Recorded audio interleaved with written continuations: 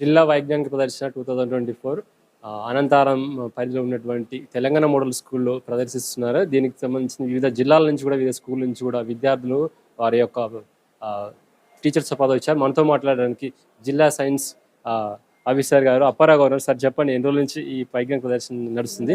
ఎంతమంది స్టూడెంట్స్ వస్తున్నారు? ఏ school, college నుంచి, స్కూల్స్ నుంచి?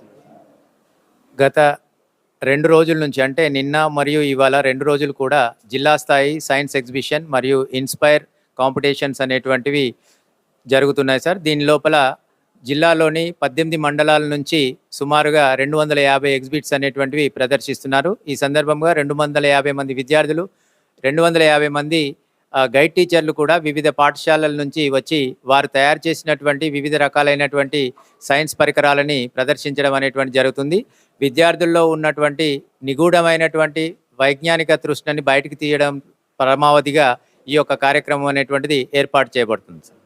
దీంట్లో ప్రధానంగా ఇన్నోవేటివ్ ఐడియాస్ అనేటువంటివి ఏమేమి ఉన్నాయి, ఏమిటి, దాంట్లోపల విద్యార్థుల్ని మోల్డ్ చేసినట్లయితే రకరకాలైనటువంటి అధునాతనమైనటువంటి ఆలోచనలు తీసుకొచ్చి వాటిని ఒక మెటీరియలైజ్ చేయాలనేటువంటి ఉద్దేశంతో ఈ సైన్స్ ఫేర్ అనేటువంటిది కండక్ట్ చేయడం అనేటువంటి జరుగుతుంది. విద్యార్థులు టెక్స్ట్ బుక్స్లో చదివినటువంటివి మాత్రమే కేవలం రీడింగ్ పర్పస్కే పరిమితం కాకుండా వారు ఇలాంటి సైన్స్ ఫేర్లలో పాల్గొనడం వల్ల వారికి శాస్త్ర సాంకేతిక రంగాల మీద ఆసక్తి, అభిరుచి అనేటువంటిది పెరగడానికి అవకాశం ఉంటుందనే ఉద్దేశంతో ఈ ప్రదర్శన అనేటువంటిది ఏర్పాటు చేయబడింది.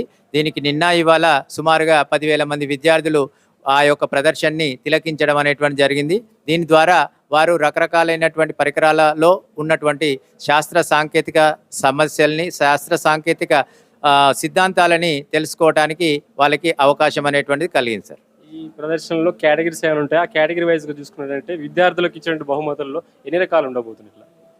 దీంట్లో మనకి 83 ఇన్స్పైర్ ప్రాజెక్ట్స్ అనేటువంటి ఉన్నాయి. దాంట్లో 10% అంటే 8 ఎగ్జిబిట్స్ రాష్ట్ర స్థాయికి వెళ్ళడం అనేటువంటి జరుగుతుంది.